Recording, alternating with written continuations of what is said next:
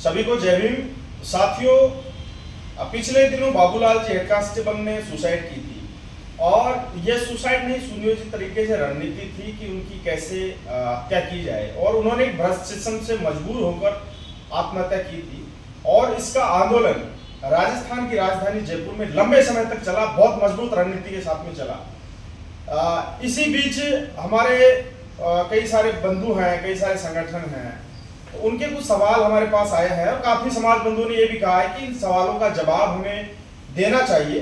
तो इन सवालों के साथ में आज इस जवाब के लिए हम आपके साथ में हैं। तो रवि मेघवाल जी हैं, कुछ सवाल जो आए हैं समाज के, उन सवालों के जवाब देने के लिए। तो मैं रवि जी आपसे निवेदन करूंगा, समाज के सवाल हैं उनका आप जवाब 1 to 1 दें।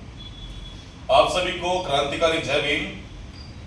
साथियों, जैसा कि आप सभी को ज्ञात है कि पिछले दिनों एक आंदोलन जो जयपुर राजधानी के अंदर चला है, एक हेड कांस्टेबल बाबूलाल बैरवा जी जिन्होंने आत्महत्या की थी, उस मामले को लेकर के 6 दिन तक जयपुर के अंदर एसएमएस मोर्चरी के बाहर एक मजबूत आंदोलन चला है, जिसने राजस्थान सरकार की नींव को हिलाने का काम किया, जिसने राजस्थान प्रशासन को हिलाने का काम किया और तमाम हमारे जो साथी हैं, हमारे समाज की इस कौम को जगाने का काम किया। साथियों, हम लोग सबसे पहले मैं एक बात कह देना चाहता हूं, अब तक हम लोग चुप क्यों बैठे थे? क्योंकि देखिए, बहुत से साथियों के सवाल जवाब है। उन्होंने सवाल किए कि आप लोग चुप क्यों बैठे हैं, आपको बोलना चाहिए, आपको चुप्पी तोड़नी चाहिए।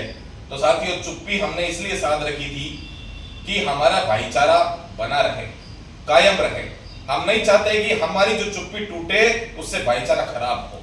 लेकिन आज जब सर तक पानी आ चुका है तो मजबूरन हमें ये चुप्पी तोड़नी पड़ रही है। भाई विगराज जी हमारे बीच में हैं, हमने वार्ता करी कि देखो माहौल बहुत ज्यादा खराब हो रहा है, सोशल मीडिया पे मतलब बेतुके तरीके से एक अपशब्द हमारे खिलाफ जो यूज किए जा रहे हैं, हमारे ऊपर सवाल खड़े किए जा रहे हैं, तो मजबूरन आज हमें ये उन सवालों का जवाब हमें देना पड़ रहा है। आज हम पूरा खुलासा करेंगे इस मामले का, जिसने रत्ती भर भी गलत किया है नहीं छोड़ेंगे, हम पूरी बात आपके सामने रखेंगे।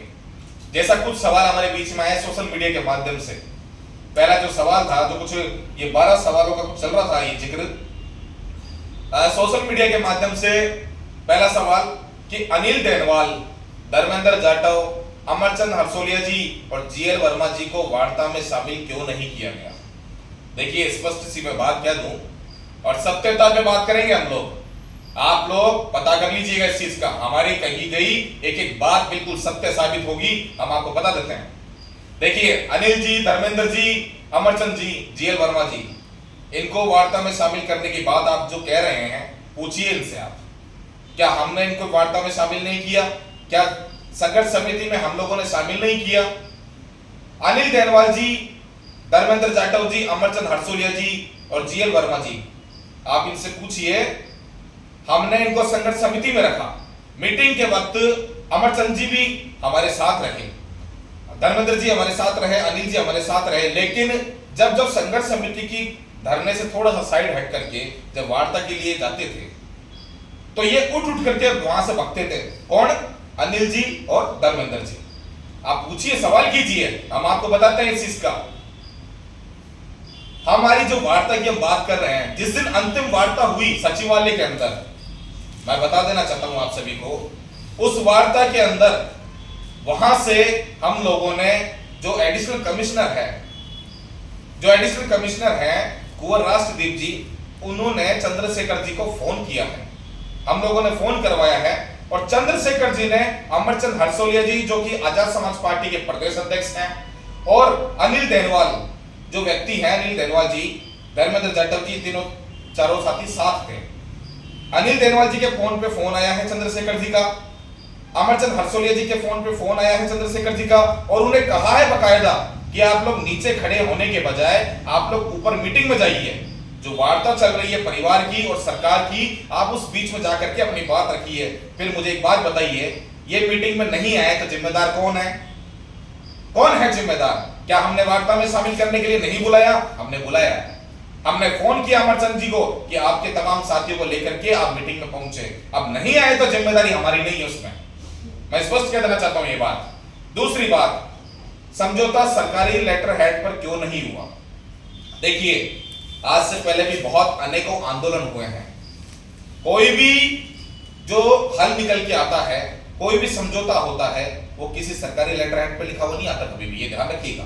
हाँ, सरकारी कोई आदेश जारी होते हैं, वो जरूर सरकार के उस कागज पे आते हैं, लेकिन हमारी जो मांगों की बात आती है, उसमें सहमति की बात होती है, परिवार सहमत होता है, जो समिति सहमत होती है, अन्य लोग सहमत होते हैं, तो उसके लिए कोरा कागज होता है, उसी के ऊपर ही सहमति जताई जाती है, उसी में पॉइंट नोट किए जाते हैं। उसके लिए कोई सरकारी कोई लेटर हेड, कोई इसकी आज तक किसी आंदोलन में अगर हुआ हो कहीं यूज, तो आप बता दीजिएगा। तीसरी बात, गिरफ्तारी पर बात हो रही थी, निलंबन पर ही समझौता क्यों हुआ? मैं एक बात कह देना चाहता हूं, बिल्कुल हम लोग अडिक्ट थे उस चीज के लिए कि गिरफ्तारी ही होनी चाहिए, गिरफ्तारी से नीचे बात नहीं करेंगे हम अंत तक, पहले दिन से लेकर के और छठे दिन धरने तक हम लोग, और जब तक वार्ता रही उस वार्ता में भी हमने यही बात रखी कि हम लोग गिरफ्तारी से नीचे बात नहीं रखेंगे। आप एक बात बताऊंगा आपको, इसमें एक बात कहूंगा, निलंबन पर समझौता क्यों हुआ? एक को निलंबन किया, दो को एपीओ किया है। अब मैं एक बात कहूं आपको, रवि प्रकाश मेहड़ा जी हमारे बहुत आदरणीय हैं, हम बहुत सम्मान करते हैं उनका, एसीबी में डीजी हैं, वहां वार्ता के दौरान वहां पे मौजूद थे। वहां पर गृह सचिव जो आनंद जी हैं, अतिरिक्त जो गृह सचिव लगे हुए हैं आनंद कुमार जी, वो वहां मौके पे थे। वहां पर तमाम परिवार गण मौजूद थे। राजस्थान के मुख्य डीजीपी साहू जी वहां पे मौजूद थे। एडिशनल कमिश्नर कुंवर राजदीप जी वहां मौजूद थे। भाई गीगराज जी, तमाम सामाजिक कार्यकर्ता और परिवार के 11 सदस्य वहां मौजूद थे। मैं एक बात पूछना चाहता हूं, आप ये बात कह रहे हैं कि निलंबन पर बात क्यों बनी, निलंबन पर ही समझौता क्यों हुआ? तो देखिए, परिवार के लोगों से आप पूछिए सवाल। आप वेलफेयर सोसाइटी के पूर्व अध्यक्ष रहे डीजीपी साहब रवि प्रकाश मेहड़ा जी, अब मुझे नहीं पता उन्होंने ये बात क्यों नहीं रखी, लेकिन आप पूछ सकते हैं उनसे सवाल कि साहब आपने अपनी बात क्यों नहीं रखी, आप वहीं पे थे। आप लोग पूछ सकते हैं, जनता पूछ सकती है, क्योंकि वेलफेयर सोसाइटी के अध्यक्ष रहे हैं, सीनियर अधिकारी हैं, हम सभी लोग सम्मान करते हैं। आज हमें ये खुलासे इसलिए करने की जरूरत पड़ रही है कि बात हमारे राजस्थान के जो नेतृत्व करता है उनके ऊपर उंगलियां उठ रही है, बात यहां है, मजबूरन हमें ये बातें, ये खुलासे करने की जरूरत पड़ रही है। बकायदा अखबार में फोटो है, ये न्यूज में चला है, सोशल मीडिया पे चल रहा है, लेकिन बात क्या है कि कुछ लोगों ने माहौल खराब करने का एक षड्यंत्र रचा। हम लोग यहां थे, उन्हें नहीं पता परिस्थितियां क्या बनी, लेकिन उन्होंने धरने पर जाकर के जो भी लोग वहां बैठे थे उन्हें गुमराह करने का काम किया, माहौल खराब करने का काम किया। ये बात हम आपको अभी बताएंगे अगले पॉइंटों में। अगली बात, समझौते की घोषणा धरना स्थल पर क्यों नहीं की? देखिए, बड़ी बात है और आपका सवाल भी बहुत जायज है कि समझौते की घोषणा धरना स्थल पर क्यों नहीं की। मैं एक बात कहता हूं कि परिवार की जहां बात है, यह परिवार हमारे साथ वहां पे मौजूद था वार्ता में, हम सभी लोग वहां मौजूद थे। लेकिन मैं एक बात कहूं, उस परिवार से पूछिए, जब हमने उस परिवार से कहा कि आप चलिए धरना स्थल पे, अगर आप सहमत हुए हैं तो धरना स्थल पे चलिए। 6 दिन से लोग भूखे प्यासे अपने काम धंधे को छोड़ करके आपके साथ, आपकी न्याय की इस लड़ाई में आपके साथ खड़े रहे हैं, उन्हें आप जवाब दीजिए। अगर आप परिवार ने खुद की स्वयं की सहमति जता करके और यहां पे सहमत हुए हैं इन मांगों के ऊपर, देखिए हमने तो अंत तक विरोध किया इस चीज का, भाई गीगराज जी ने, तमाम साथियों ने, हम सभी ने अंत तक विरोध किया है इस चीज का, लेकिन अंत में परिवार टूट गया जब परिवार ने हमसे कहा कि हम डेड बॉडी लेंगे। ऐसी स्थिति पैदा हो गई और परिवार जानबूझ करके यहाँ पे अब सहमति जता रहा था, तो मजबूरी यहाँ पे ऐसी हो गई, ऐसा माहौल क्रिएट हुआ धरना स्थल पे, एक माहौल ऐसा क्रिएट किया गया कुछ लोगों के द्वारा, हमारे विरोधी लोगों के द्वारा, मुर्दाबाद के नारे लगाए गए, धरने में बहुत सारी उल-फिजूल की बातें करी गई, बहुत गंदी बातें करी गई। रवि जी, ये वही लोग थे, मैं तमाम लोगों को एक बात बताना चाहता हूँ, जो लोग सचिवालय में हमारे साथ नहीं आना चाह रहे थे, गेट के ऊपर थे, जब उनको लगा कि परिवार बात मान रहा है और निष्कर्ष पर कोई बात पहुंच रही है, तब उन लोगों ने सोचा किसी भी तरह से ये जो लोग हैं इनको बदनाम किया जाए। ये लोग तुरंत सचिवालय छोड़ के धरने पर आकर अनर्गल बयानबाजी करने लगे, जिससे वहां पर जो आम लोग थे उनके मन में एक छवि बना दी गई कि उन लोगों ने धरना खत्म करवा दिया, परिवार मान गया। तो उनका अंतिम लक्ष्य भी यही था कि किसी भी तरह से इन लोगों को पहले ही धरना स्थल पर आकर बदनाम कर दिया जाए, जिससे धरना स्थल पर पहुंच ही ना सके। बिल्कुल सही बात है भाई गिरिराज जी ने जो बात रखी, यही सत्यता है। आप देखिएगा क्या हम लोग धरना स्थल पहुंच पाए?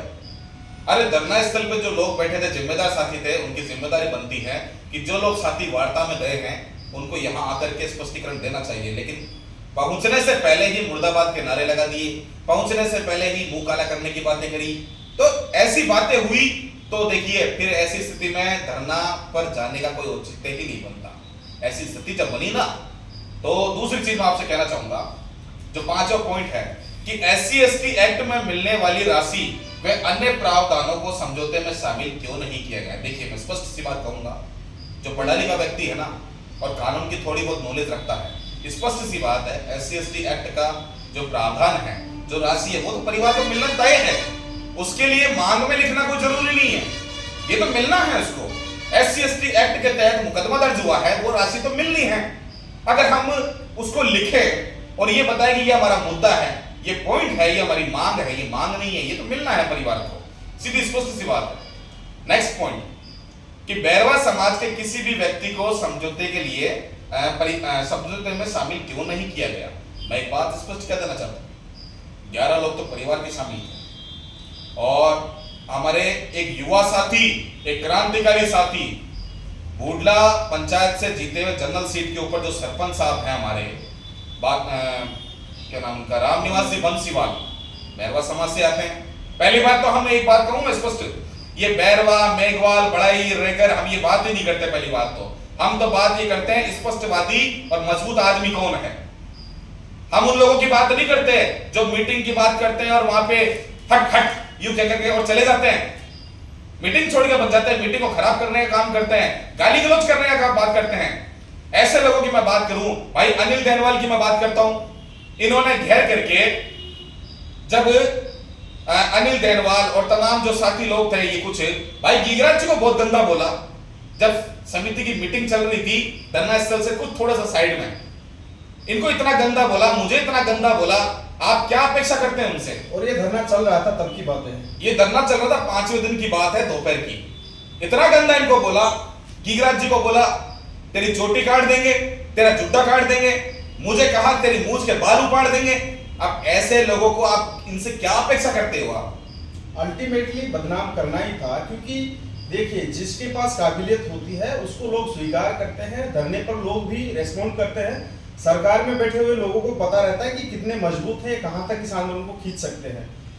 आंदोलन चल रहा था, दूसरा दिन जब था, लोग जुड़ रहे थे, भीड़ जुड़ रही थी, तो उसी वक्त मैं आपको बताना चाहता हूं सारे साथियों को, क्योंकि सबके सवाल जायज है, सुनना चाहते हैं कि आप बोल क्यों नहीं रहे हैं। इससे पहले हमने कभी चुप्पी नहीं साधी है, हम नहीं चाहते कि कोई बैरवा समाज अलग हो, मेघवाल समाज अलग हो, पर जब धरना चल रहा था दूसरे दिन शुरू से हम लोग बहुत ईमानदारी से सुबह जल्दी आके लीड करना, उसको मजबूती से रोके रखना, प्रशासन को उससे वार्ता करना, परिवार को हौसला बनाए रखना, अलग अलग संगठनों के लोग आए हैं उनको पूरा सम्मान देना, अलग अलग जनप्रतिनिधि आए हैं उनको सम्मान देना, तो ये सारी चीजें हम हमारे हाथ में लेकर, कमांड में लेकर कर रहे थे। लेकिन वहीं पर जब शाम हुआ, साइड में ले जाकर जिन साथियों का जिक्र अभी मेघवाल जी ने किया है, वो लोग मुझे ये कह रहे हैं कि गिरिराज जी आप कल से माइक हाथ में नहीं लेंगे। तो साथियों जो बदनाम 6वें दिन कर रहे हैं, वो लोग तो दूसरे दिन ही नहीं चाह रहे थे कि हम लोग इस आंदोलन को लीड करें। तो ऐसी स्थिति में बदनाम करना उनका जाहिर है, बौखलाहट जाहिर है, उसमें कोई दिक्कत वाली बात नहीं है। लेकिन ये अनर्गल रूप से किसी परिवार के साथ जोड़ के, किसी घटना के साथ जोड़कर अगर बदनाम कर रहे हैं तो वो उनकी बौखलाहट है। बाकी वास्तविकता ये है, इससे पहले भी कई सारे आंदोलन हुए हैं, हमने जहां पर टिके हैं रिजल्ट आया है। उदयपुर में भी हमने बहुत मजबूती के साथ में लड़कर उस परिवार की मदद करवाई, वहां पर भी इन लोगों ने एक माहौल खराब करने की कोशिश की। हमने एक शब्द किसी समाज के व्यक्ति, किसी संगठन के खिलाफ, किसी व्यक्ति के खिलाफ हमने नहीं दिया, जबकि ये लोग हमेशा शुरू से करते आए हैं।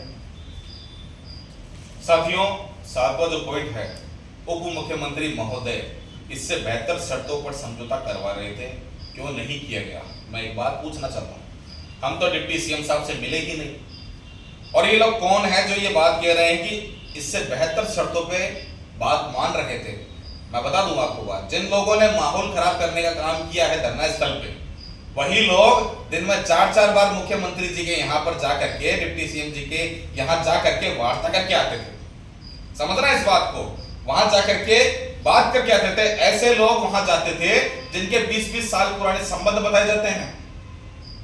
वो हमारे बीच में आकर के हमें कहते हैं कि जैसे जीएल वर्मा जी की मैं बात करूं, मैं खुली बात करूंगा, किसी से कोई शर्माने की या डरने की जरूरत नहीं है। जीएल वर्मा जी ये कहते हैं कि प्रेमचंद बैरवा जी से मेरा 20 साल का संबंध है। अरे होगा आपका घरेलू रिश्ता, लेकिन बात यहां न्याय की है। हम तो अड़े हुए उस बात के ऊपर ही, गिरफ्तारी से नीचे बात नहीं करेंगे। आप लोग वहां सेटलमेंट की बात कर रहे हैं। अनिल गोठवाल जी जो एक पुलिस अधिकारी रहे हैं, वो बराबर हमें कि आप चलो, आप बात करो, मैं बात करवाता हूं। अरे बात करने की बात है तो हम तो न्याय की बात कर रहे हैं, आप न्याय की बात कीजिए ना, आप सेटलमेंट की बात क्यों करते हैं? ये हमारे क्या नाम इनका, धर्मेंद्र जाटव जी, ये तो एपीओ में राजी हो रहे थे पहली वार्ता के अंदर, पहले ही राजी हो गए थे। ये तो बीच का रास्ता निकालने की बात कर रहे थे। धर्मेंद्र जाटव जी बीच का रास्ता निकालने की बात कर रहे थे। अधिकारियों से संबंध बनाने में वो तो लगे। अब आप अधिकारियों से संबंध बना करके, हो सकता है भविष्य में आपके काम निकलवाने के लिए आप लोग कर रहे हो, लेकिन हमें ऐसा कोई काम नहीं निकलवाना। हम तो सीधी बात कर रहे थे कि गिरफ्तारी से नीचे बात नहीं होगी, तो आपको अड़े रहना चाहिए था। आप बीच का रास्ते की बात करते हो, आप एपीओ की बात करते हो, आप नरम होने की बात करते हो। क्यों भाई? हमने इस चीज का विरोध कर दिया तो आप लोगों ने चौड़े में आकर मंचों में क्या बोला कि हमें सम्मान नहीं दे रहे, हम बड़े बड़े लोग।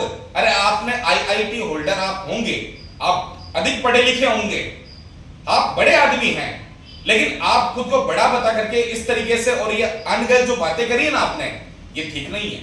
और जनता को भी और राजस्थान की जनता को भी ये देखना चाहिए कि जो लोग इस तरह की बातें कर रहे हैं ये उचित नहीं है।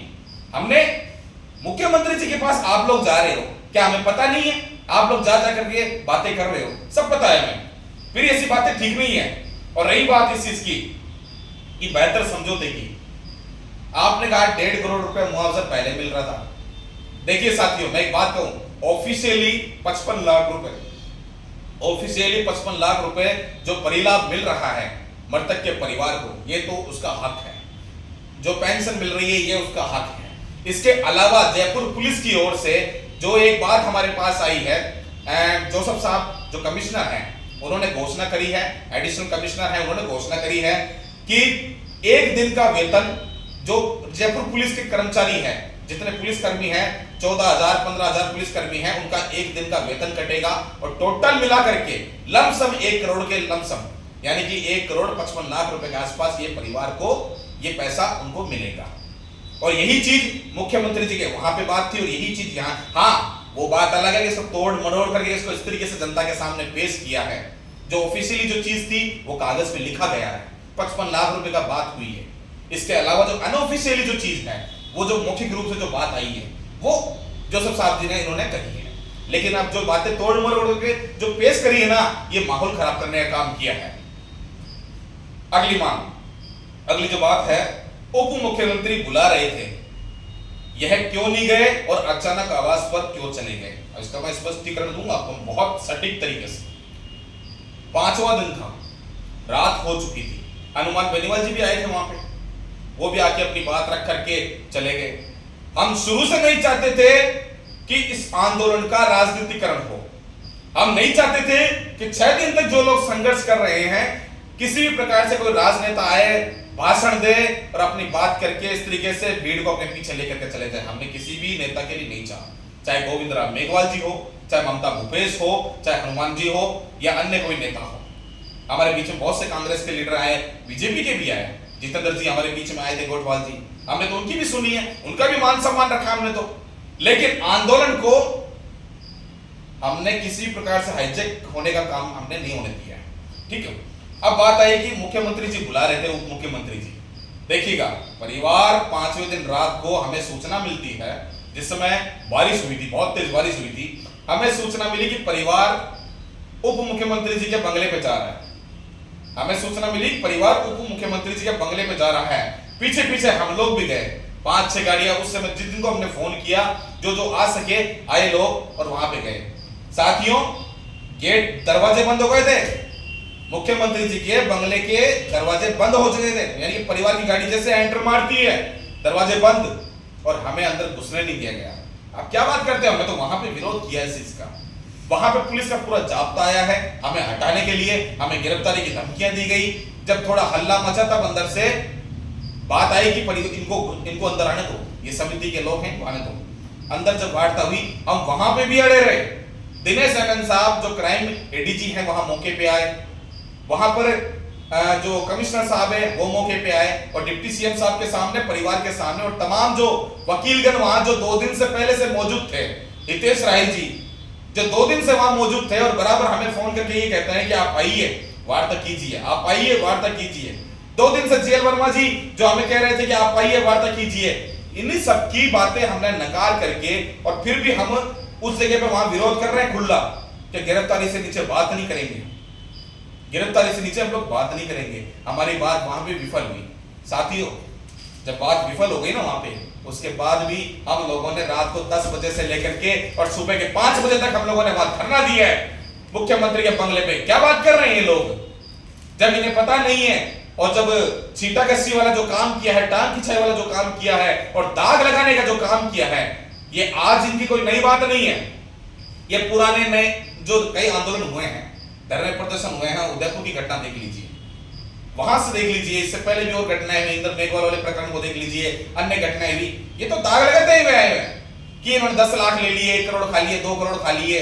हम कहते हैं, कोई माइकल लाल ये कहता है कि हमने इससे इतने पैसे खा लिए, हम आंदोलन करना ही बंद कर देंगे, समाज के बीच में जाना ही बंद कर देंगे। कोई ये कहते ना, आरोप सिद्ध कर दे कि इन्होंने इतने पैसे खा लिए। ये तो इनकी बात है, समझने वाली बात है कि जनता कितना समझती है इस बात को। अगली जो बात है कि यह तो पहले मालूम था कि सामने वाला पक्ष विधिक उपाय करेगा, और विधिक उपाय का बहाना लेकर के समझौता करेगा। देखिए, ये बात मैं स्पष्ट कह देना चाहता हूं, एक बात कि बिल्कुल हमें मालूम था कि सामने वाला जो पक्ष है, जो सरकार है, और जो आरोपी के पक्ष के लोग हैं, वो कानूनी मदद लेकर के, वो कोर्ट की मदद लेकर के हम पर दबाव बनाते हुए माहौल खराब करने का वो लोग काम करेंगे।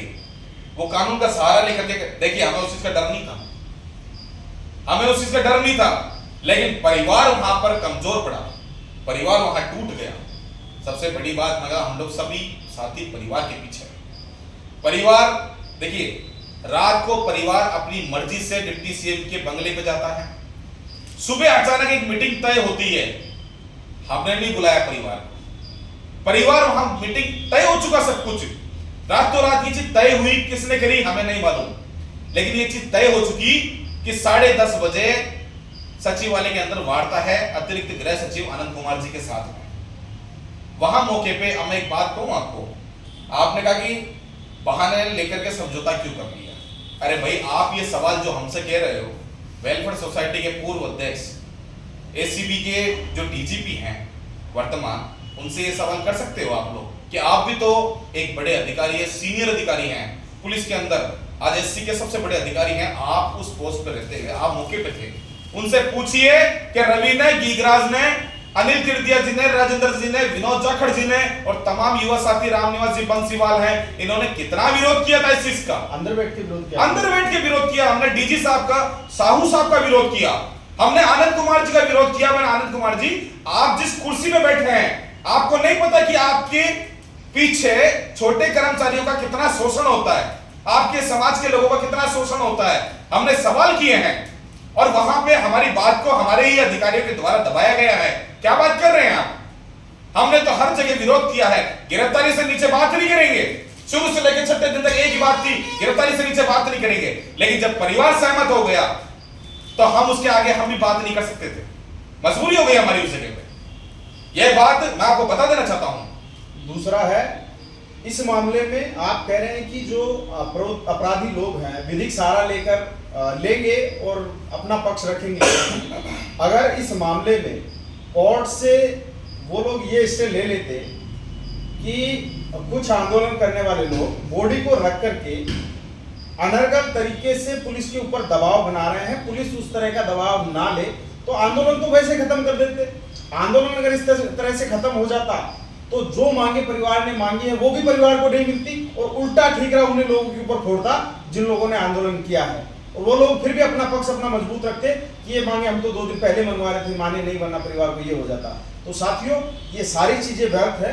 हम लोगों ने जो परिवार ने उचित समझा उसमें सहमति जताई, और जो भय दिखा रहे थे वास्तविकता ये है, वहां पर मौजूद लोगों ने ये कहा कि कल ये फाइल सीबीआई को ट्रांसफर हो जाएगी इस मुकदमे की, और दूसरा जो परिवारों को मिलना है वो राज्य सरकार कुछ भी नहीं देगी। तो हम परिवार का क्यों हित चाहेंगे? इसमें हम क्यों कहेंगे कि भाई परिवार को नहीं मिलना चाहिए? और परिवार की 6 दिन टूट गया।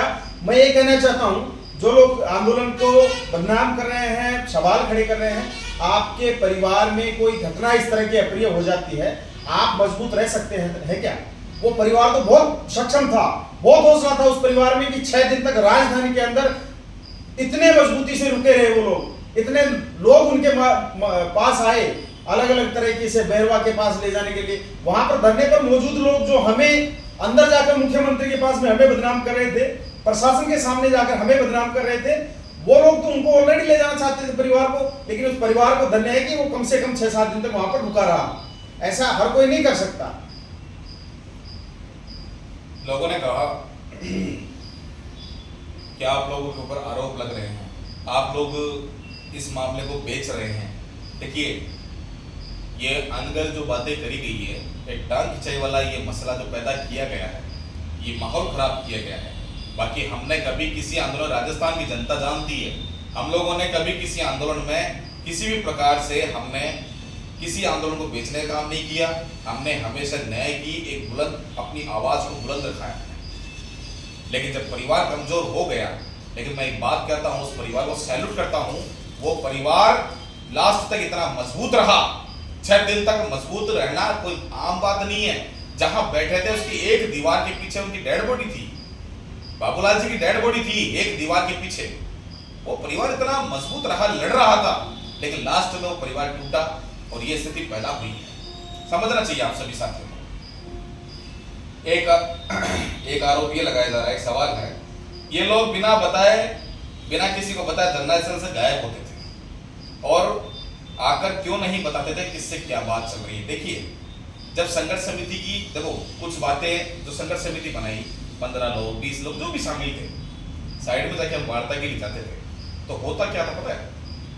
कुछ लोग जैसे अनिल बेनवाल है, धर्मेंद्र जाटव है, अरे जब हम बात करने के लिए आपस में आए हैं, हम लोग समझदार कहते हैं ना अपने आप को।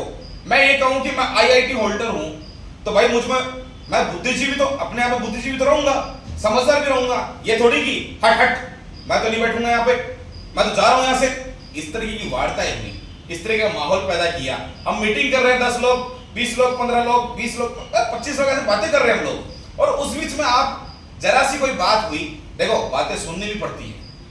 आप कहेंगे तो हम भी सुन रहे हैं, और हम कहेंगे तो आप में वो क्षमता होनी चाहिए। आप कहते हो लीडरशिप की बात करते हो, करिए आप लीडरशिप, हम मना थोड़ी कर रहे हैं आपको लीडरशिप के लिए। आप बड़े हो, आप भाई हो, हमें आपका सहारा होना चाहिए, हमें आपका, हम छोटे भाइयों को सहारा होना चाहिए। और मैं तो कहता हूं आप मार्गदर्शन कीजिए ना, आप कीजिए, लेकिन ऐसे नहीं कि आप एक इस तरीके से मतलब छीटाकशी करते हुए आप लोग वहां से समिति को छोड़ के चले जाते हैं, फिर माहौल पैदा जो ऐसा खराब करने की कोशिश करते हैं। इस तरीके की बात करी। देखिए, हमारी जो वार्ताएं होती थी, परिवार हमारे साथ रहता था, हमारी सारी चीजें, आज जैसे परिवार से हम प्रशासन से वार्ता करके आए, उसमें ये चीजें बातें सामने आई। हम परिवार को हम भी समझाते थे कि भाई ये बातें इस तरीके से ऐसा है, और परिवार अगर मजबूत है, हम तो अपनी जगह मजबूत हैं। हम सभी लोग परिवार के पीछे आए हैं। जब पहली बार जब परिवार SMS मोर्चरी के बाहर बैठा था, हमारे पास सूचना आई फोन के माध्यम से, हम लोग गिरिराज जी हम लोग गए वहां पे, और साथी लोग हमारे क्रांतिकारी साथी पहुंचे और परिवार से मिले, और जाकर के पूरी बात सुनने के बाद में हम लोगों ने धरना दिया वहां। अब कुछ लोग 2 दिन बाद में आते हैं, कुछ लोग 3 दिन बाद में आते हैं, और वो ये बातें करते हैं कि इनको प्रशासन पूछ रहा है, इनको प्रशासन इनसे बात कर रहा है, हमसे बात नहीं कर रहा। अरे भाई, तो प्रशासन से पूछो कि वो हमसे बात क्यों कर रहा है। और हम ये कह रहे हैं भाई, हम DG को ठुकरा रहे हैं, हम कमिश्नर को ठुकरा रहे हैं, एडिशनल कमिश्नर को हम ठुकरा रहे हैं। भाई जो लोग कह रहे हैं ना प्रशासन हमसे क्यों बात कर रहा है, आपसे अगर कोई CI बात कर ले, आपसे कोई SP बात कर ले ना, तो आप उनसे कई काम निकलवाने के लिए रिश्ते बनाने में लग जाएंगे।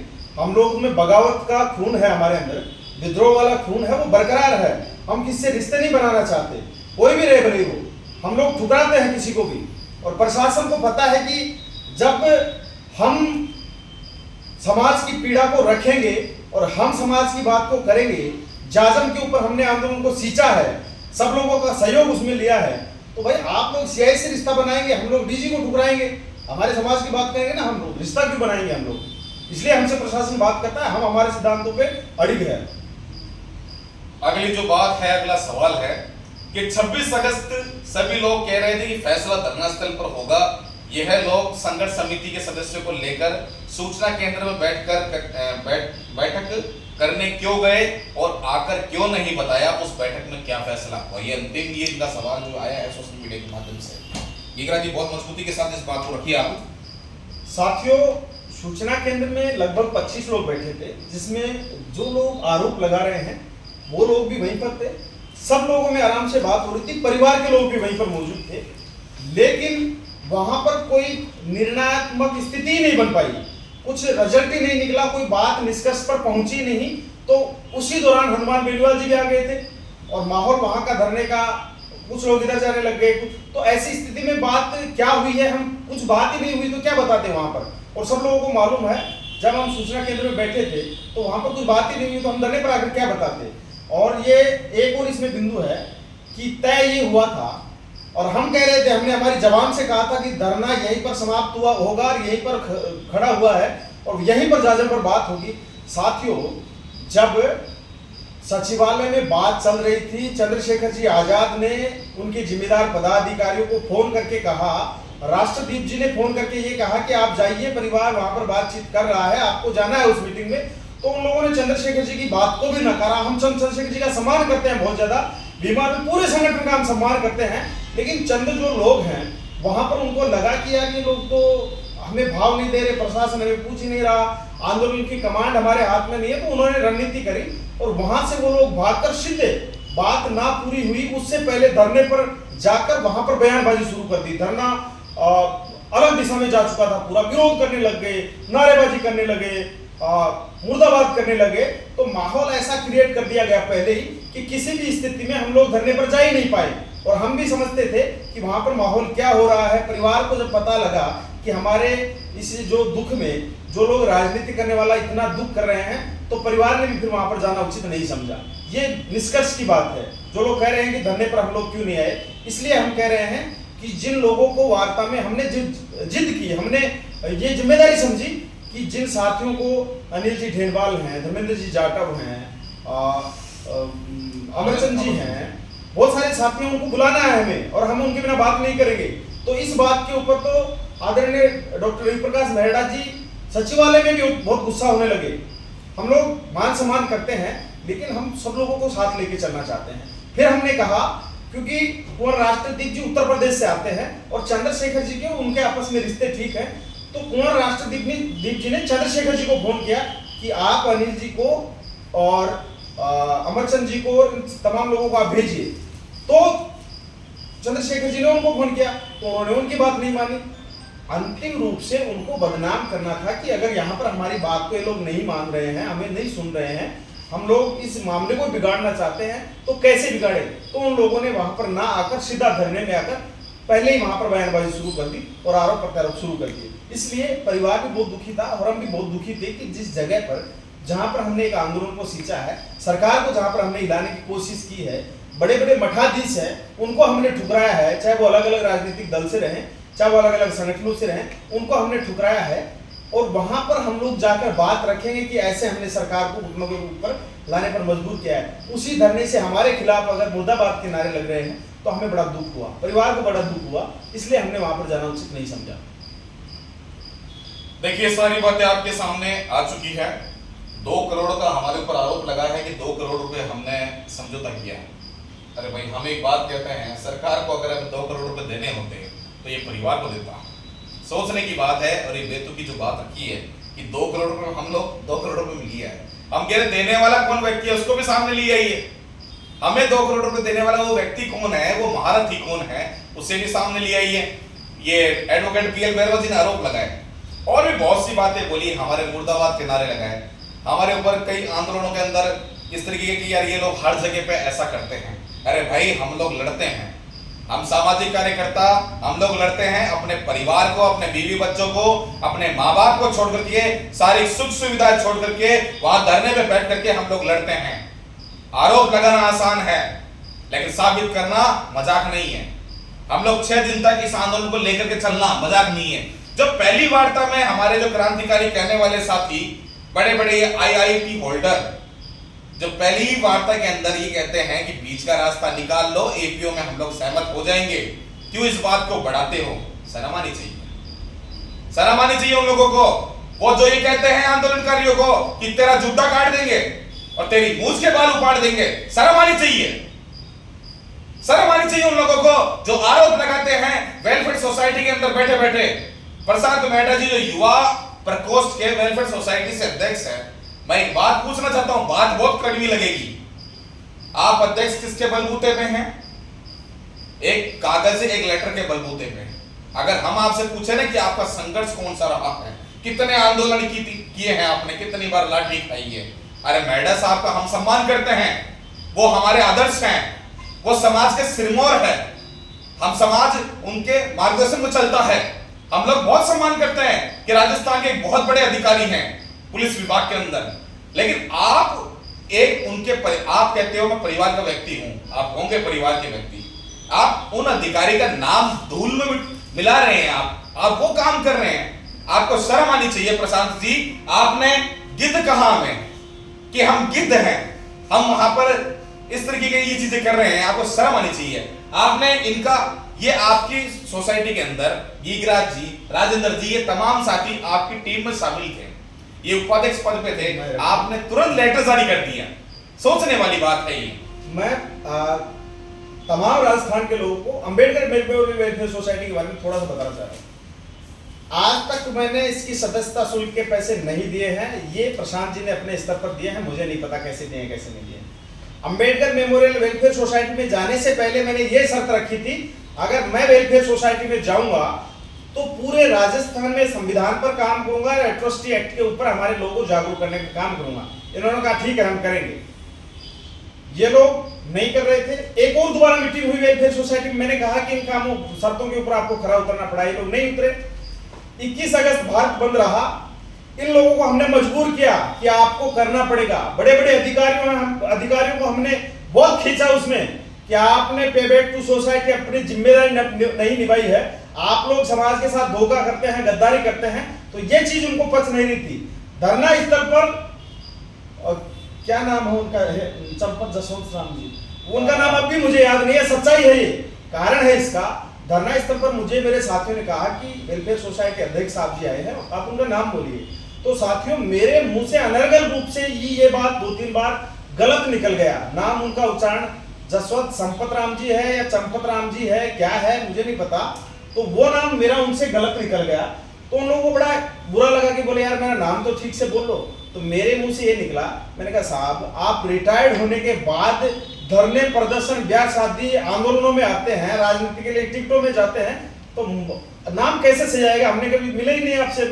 दूसरी बात, अंबेडकर मेमोरियल वेलफेयर सोसाइटी में बहुत कर्मचारी जुड़े हैं, तमाम कर्मचारियों का हम सम्मान करते हैं, लेकिन इसके ऊपर जो मठाधीश बने हुए हैं, जो लोग टिकटों की दौड़ में हैं, जसवंत संपत राम जी किस एंगल से अध्यक्ष बने हैं मुझे नहीं मालूम, लेकिन वो तो अलवर से भाजपा की टिकट मांग रहे थे। समाज के पास जवाब है क्या? कितनी बड़ी संस्था का बेड़ा गर्क कर रखा है इन लोगों ने, सवाल का जवाब है क्या? समाज पूछना चाहिए कि आप भाजपा की टिकट मांग रहे हैं और इस संस्था के अध्यक्ष कैसे रह सकते हैं, समाज को पूछना चाहिए। दूसरी बात यह है कि प्रशासनिक अधिकारी वेलफेयर सोसाइटी से बहुत सारे जुड़े हुए हैं, चाहे रिटायर्ड रहे चाहे ऑन ड्यूटी रहे, उनके ऊपर दबाव लाया गया कि किसी भी तरह से गीगराज को आप मनाइए। गीगराज अंबेडकर मेमोरियल वेलफेयर सोसाइटी का उपाध्यक्ष है, तो भाई मैं तो फर्क ही नहीं पड़े मेरे को, कोई वेलफेयर सोसाइटी का कोई कितना बड़ा आकर मेरे को कह दे कि आप बैकफुट हो जाओ, मैं तो जूती नहीं समझू मेरे पैर की। अगर जो लोग संघर्ष नहीं करते हैं और हमें अगर ये आकर कहें कि आंदोलन में आप पीछे हट जाए, हम तो बिल्कुल नहीं हटेंगे। और यही बात उनको पची नहीं जब सरकार ने कहा कि आपका भाई है वेलफेयर सोसाइटी में रह रहा है प्रशांत जी का, तो उन्होंने अपना पल्ला झाड़ लिया कि साहब हम तो सरेंडर हैं भाजपा के चरणों में, गीगराज को तो अभी निष्कासित करते हैं। राजेंद्र मेघवाल जी का मैं कहता हूं, राजेंद्र जी मेघवाल जी ने आदरणीय डॉक्टर रवि प्रकाश मेहरा जी का मान सम्मान करने के नाते उस वेलफेयर सोसाइटी में रहे, जबकि प्रशांत मेहरा जी तो बात ही नहीं की थी। हमने कहा कि हमारे समाज के हैं राजेंद्र जी, वो मानेंगे, उनको तो पता ही नहीं था उनके अंदर उनको सदस्य बनाया गया है क्या। गोपाल जी परमार को उन्होंने, अरे भाई थोड़ी बहुत शर्म छे कौन धर्म है, आप ये तो बताओ गोपाल जी परमार ने आपको कितने रुपए सदस्यता के लिए दिए हैं और कब आपने सहमति ली है, और धरने में कब गोपाल जी परमार रहे हैं, वो तो आखिरी के दिन गए हैं बेचारे, उनको आपने निष्कासित किया है। आपको शर्म नाम की चीज नहीं है। और हम तो ये कह रहे हैं इस वीडियो के अंत में, अंबेडकर मेमोरियल वेलफेयर सोसाइटी के जिम्मेदार लोगों को इस आरोप को प्रमाणित करिए कि हम लोगों ने इस मामले में गड़बड़ की है। हमारा एक खुला चैलेंज है, अगर आप इस आरोप को प्रमाणित नहीं करते हैं तो मैं स्पष्ट रूप से मेरे बयान में ये कह रहा हूं कि अंबेडकर मेमोरियल वेलफेयर सोसाइटी नहीं है, यह भाजपा मेमोरियल वेलफेयर सोसाइटी है, जो कि भाजपा के इशारे पर भाजपा के राज में चलती है और कांग्रेस के राज में कांग्रेस के इशारे पर चलती है। और जो इसके अंदर बड़े बड़े पदों पर बैठे हैं सारे के सारे चोर बदमाश हैं, जो कि बदमाशी करते हैं, टिकटों के लिए पार्टियों के पास सरेंडर होते हैं, नतमस्तक करते हैं, ऐसे लोग हैं। दूसरा मैं कहता हूं, इसमें ऐसे पदाधिकारी कोई रेलवे एसोसिएशन से बना है, 3 लाख कर्मचारी उसमें है, कोई एक अन्य कर्मचारी से है, 17,000 उसमें कर्मचारी है, कोई वेलफेयर सोसाइटी से बने हुए हैं 17,000। भाई 5-7 लाख कर्मचारी इकट्ठे होकर आपने संस्था बना ली, उस संस्थाओं का समाज में क्या योगदान है, हमें ये बताइए। हम भीम आर्मी को नहीं कहते कि वो गलत है, लेकिन हमारे साथियों को भी समझना पड़ेगा कि ये लोग बड़े होशियार हैं। सरकार में जाकर इन्होंने रणनीति सीखी है कि कैसे समाज को मैनिपुलेट करके इसके ऊपर शासन किया जा सकता है, और अब ये संस्थाओं के रूप में रहकर बड़े बड़े पदों के ऊपर टिकटें लेना चाहते हैं। पहले भी 2-3 लोगों ने यहाँ से टिकटें ली है और अब बहुत सारे लोग टिकटों की भागदौड़ में हैं। तो भाई आप अपने रिश्ते बनाने के लिए, सरकार में अपने आप को गुट दिखाने के लिए किसी आंदोलन करने वाले को बदनाम कैसे कर रहे हो? आपकी ये क्या मजाल है? क्या समझ रखा आपने? ऐसा बिल्कुल होने नहीं दिया जाएगा। और समाज के गांव ढाणी दूर दराज गलियों में जो लोग हैं, जो अनपढ़ हैं, जो कर्मचारी वेलफेयर सोसाइटी के सदस्य हैं, जिनको रत्ती भर भी आपके राजनीतिक लाभ से कोई लेना देना नहीं है, वो लोग इस पीड़ा में हमारे साथ है। पूरी संस्था का बेड़ा गर्क 4-5 लोगों ने कर रखा है, बड़ी शर्म की बात है ये। मैं एक बात और कहूंगा गिरा जी, इस वीडियो के माध्यम से, कि आपको याद है कि 1 अगस्त को एक सुप्रीम कोर्ट का जो एक फैसला आया था, एक सलाह जो उन्होंने दी थी, एक राय एक सामने रखी सबके सामने, SC/ST के आरक्षण में वर्गीकरण को लेकर के। साथियों, राजस्थान में सबसे पहले उसका समर्थन करने वाला, इस फैसले का स्वागत करने वाला अगर कोई संगठन था तो वो था welfare society, doctor Ambedkar memorial welfare society. बकायदा GL वर्मा जी के और तमाम जो पदाधिकारी जो गण हैं, इंडियन एक्सप्रेस जो न्यूज पेपर है, इंटरनेशनल अखबार है, इंग्लिश पेपर है, बकायदा उसकी न्यूज की कटिंग है हमारे पास। आप कहेंगे अखबार लेकर के आना है, हम अखबार लेकर के आएंगे। वो न्यूज है हमारे पास में जिसके अंदर आपने फैसले का स्वागत किया है और बाद में आप 21 तारीख का उसके विरोध में आप आंदोलन कर रहे हैं।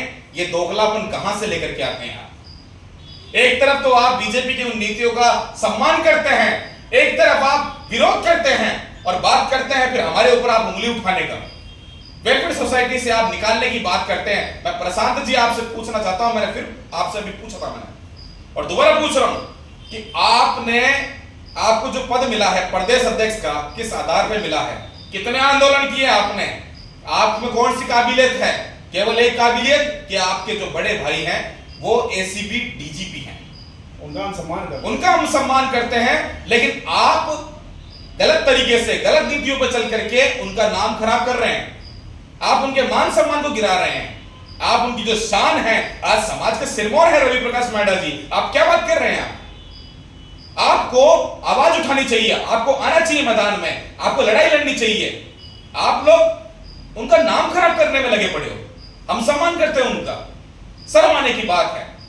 दूसरा, मैं तमाम लोगों से, राजस्थान के लोगों से पूछना चाहता हूं, अंबेडकर मेमोरियल वेलफेयर सोसाइटी और उसके जिम्मेदार पदाधिकारी कागज के अलावा कोई भी एक धरने को लीड करके दिखा दे, वो लोग सरकार में सरेंडर हैं, एक भाषण उनका नहीं मिलेगा, सिर्फ टिकट लेने के लिए करते हो। और मैं एक बात कहना चाहता हूं कि राजस्थान में जितने भी कोई फैसले होते हैं समाज हित के लिए, कहीं पर भी अपना स्टैंड वेलफेयर सोसाइटी नहीं लेती।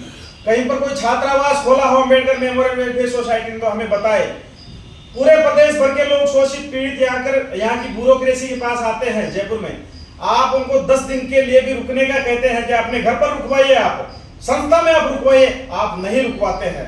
आप लोग धरना वहां पर दे रहे थे, कुछ लोग अनर्गल किस तरह के आरोप लगा रहे हैं, वो लोग कहाँ रह रहे हैं, कहाँ नहीं रह रहे हैं। अरे बेशरम लोगों, हम आपसे ये पूछना चाहते हैं, मेरी शब्दावली बहुत गंदी है, चुभती है ये, मुझे पता है कई लोगों को आखिरेगी। आप लोग आरोप लगाने बेशरम लोगों, आपने ये कहा क्या कि चलो आप मेरे घर पास में है, मेरे घर रुकिए? नहीं कहेंगे आप लोग, मुझे पता है आपके फर्श गंदे हो जाएंगे। हमारे पसीने में संघर्ष की बदबू आती है, हमारे शरीर में बदबू आती है कि हम संघर्ष करते हैं, सड़क पे सोते हैं। आप लोग अपने घर में कुत्तों को रख सकते हैं, लेकिन संघर्ष करने वाले लोगों को नहीं रख सकते हैं। इन सवालों के साथ में हम इस बात को खत्म करें। इससे पूर्व में हम दोबारा बहुत जिम्मेदारी के साथ कर रहे हैं, इस समाज के लिए कड़ा परिश्रम किया था। ईमानदार लोगों की समाज में कमी नहीं है, संघर्ष करने वाले लोग कर्मचारी बहुत हैं, लेकिन चोर उचक्के बदमाश जो लोग राजनीति करके इस समाज को लूटना चाहते हैं, उन लोगों के पहले भी खिलाफ थे, अब भी खिलाफ है और आगे भी खिलाफ रहेंगे। और इस घटना के अंदर मैं कहना चाहता हूं, आदरणीय प्रशांत मेहड़ा जी, रवि प्रकाश जी, मेहड़ा साहब को आपने बदनाम करने का ठेका ले रखा है। पता नहीं आप किसके इशारे पर चल रहे हो, किसके इशारे पर नहीं चल रहे हो। आरोप लगाने के लिए हम, निष्कासित करने के लिए हम तो नहीं कहते, हमें कौन सी पहचान मिली? हम तो कल बने देश के सदस्य, क्या दिया है हमको इसने? हमारे को पेंशन बंद करवा दी क्या किसी ने? हमें क्या नहीं दिया किसी ने? लेकिन हम ये कह रहे हैं कि बेशरम मत बनो आप। आपके सोने की चम्मच आपके मुंह में पैदा थी जब आपने जन्म लिया। हम लोगों के आज भी अगर घर पे आप देखेंगे, समाज के लोगों से मैं कहना चाहता हूं, आप लोग हमारे साथ रहकर देखिए 10 दिन कि किस तरह से संघर्ष होता है। हमारा आप स्टेटमेंट देखिए, आप फाइनेंशियल स्टेटमेंट देखिए, हमारे पास क्या है आज। और हमारे पीछे 10 लोग खड़े नहीं होते कि जायज बात में इनके साथ हम खड़े हों। बहुत से ईमानदार लोगों की तो खामोशी भी इस वक्त सबसे बड़ी कमजोरी बन जाती है कि वो लोग अनर्गल तरीके से लोगों को ये दे देते हैं कि हाँ बोलिए, चुप रहेंगे समझदार लोग। और समझदार लोग समझते हैं कि आंदोलन, धरने, प्रदर्शन करना कोई हंसी खिलाना नहीं होता है। मैं तो सरकार की बात नहीं माना, मेरे खिलाफ तो नोटिस गए घर पे, पुलिस गई घर पे, बड़े फर्क नहीं पड़े मेरा तो किसी सरकार से, पुलिस से भी नहीं पड़े। मैं तो अब भी कह रहा हूं बोला, राजस्थान की सरकार से चुनौती है मेरी, आप आइए, मुझे मेरे पुराने मुकदमों में गिरफ्तार करिए, रवि जी को करिए, अनिल तीरदिया जी को करिए, राजेंद्र मेघवाल जी को करिए, विनोद जाखड़ जी हमारे भाई हैं, संघर्ष करते हैं किसी सिस्टम में, अगर वो हिस्सा बने हैं, इतनी बड़ी अगर उनको जिम्मेदारी मिली है, अरे शर्म करो थोड़ा बहुत। आरोप लगाने वाले 5-7 लोगों, अल्टीमेटली आप वोट कांग्रेस भाजपा में देते हो, लेकिन कोई संघर्ष करने वाला व्यक्ति अगर कोई सिस्टम में जाता है तो उनको आप नकारने का काम करते हो, उन्हें पहले ही बदनाम करने का काम करते हो। मैं अंतिम रूप से मेरी बात को खत्म करते हुए कहना चाहता हूं, या तो ये लोग प्रमाणित करें हमारे ऊपर लगे एलिगेशन का, वरना इसका खामियाजा बड़ा भुगतना पड़ेगा। और चुनिंदा 5-7 लोग हैं, उनको सामाजिक रूप से भी हम कहीं पर भी जवाब देंगे जहां पर हमें मिलेंगे, इस चीज का हम आपको प्रण ले रहे हैं। वो लोग भी सावधान रहें कि हमें जो एलिगेशन लगाए हैं जहां पर बैठकर, वरना इसका खामियाजा सामाजिक रूप से बड़ा भुगतना पड़ेगा। इसी बात के साथ राजस्थान के तमाम लोगों को, पूरी जनता को, कर्मचारियों, अधिकारियों, बेरोजगार, गांव ढाणी में रहने वाले तमाम लोगों को हम निवेदन करना चाह रहे हैं, साथियों, राजधानी में 6 दिन तक आंदोलन चलाना छोटी बात नहीं है।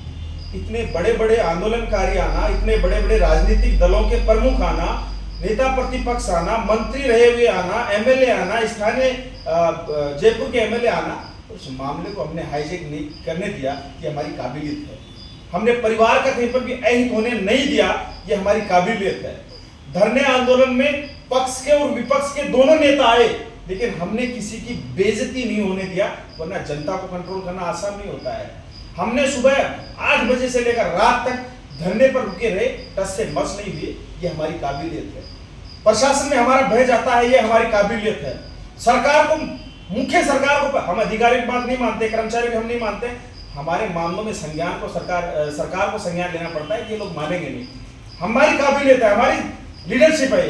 राजस्थान के तमाम लोगों को कहना चाहता हूं, मजबूती से अपने अपने क्षेत्र में आप काम करिए, सब लोगों से मिलेंगे और मजबूती से काम करेंगे। कहीं पर भी हमारे समाज के साथ शोषण, उत्पीड़न नहीं होने देंगे, और इन बदमाशों का तो हम इस आंदोलन में भी इलाज किया है और आगे भी इलाज करते रहेंगे। एक लास्ट अंतिम बात कहना चाहूंगा मैं, देखिए इस आंदोलन में जो माहौल खराब किया गया, कहीं ना कहीं हमारे एससी के अंदर जो जातियां हैं, उपजातियां हैं, उन्हें आपस में लड़ाने का काम किया है। हमने हमेशा शुरू से ही एससी, एसटी, ओबीसी, माइनॉरिटी की हमने एक एकजुटता की बात करी है। जहां एससी की बात आती है तो हमने संपूर्ण एससी की बात करी है, हमने बैरवा मेघवाल रेगर की बात नहीं करी है, हमने बलाई जाटव की बात नहीं करी है। लेकिन इस माहौल को इस आंदोलन का एक लास्ट जो अंतिम रूप था वो दूसरे एक अलग ही रास्ते पे लेके चले गए। लोगों ने कहा कि वहां पे पोस्टर लगे थे। देखिए हमारे जो छोटे भाई हैं जो हमें बिना बताए हमारे वहां पर पोस्टर लेकर के आए थे, उन्होंने लगाया। बैरवा समाज के जो एमएलएस हैं, उप मुख्यमंत्री हैं, उनका पोस्टर लगा कर जूतों की माला पहनाई। देखिए मैं उनका नाम नहीं लेना चाहूंगा, वो भी हमारे छोटे भाई है। जाने अनजाने में उन भाइयों से गलती हो गई है, उन्होंने हमें कहा भी है कि हमसे ये गलती हुई है, हमें उनका नाम उजागर नहीं करना है, वो हमारे छोटे भाई है। लेकिन आगे से मैं एक बात कहना चाहता हूं, जानबूझ करके जिन्होंने माहौल खराब करने की कोशिश की है, भविष्य में ऐसी गलती ना करें और भविष्य में बिल्कुल भी ऐसी गलती ना करें। जो भी साथी इस लाइव वीडियो को देख रहे हैं, आपने जो पूरा वीडियो देखा उसके लिए धन्यवाद, और इस वीडियो को अधिक से अधिक अपने लोगों तक शेयर करें ताकि लोगों को हेड कांस्टेबल बाबूलाल बैरवा जो आत्महत्या प्रकरण 6 दिनों तक चला और जो माहौल क्रिएट किया गया कुछ असामाजिक तत्वों के द्वारा, उनके बारे में और हम सभी लोगों के बारे में सच्चाई पता पड़ सके। धन्यवाद। जय भीम, जय भारत। अंतिम रूप से मैं निवेदन करना चाहता हूं भाई चंद्रशेखर जी आजाद से, जिम्मेदार लोगों को हाथ में आप कमान लीजिए। संगठन बहुत मजबूत है, आप बहुत जिम्मेदार, हम सम्मान करते हैं, लेकिन आप लीडरशिप किसके हाथ में राजस्थान में दे रहे हैं, इससे आप संज्ञान जरूर करेंगे। जय भीम।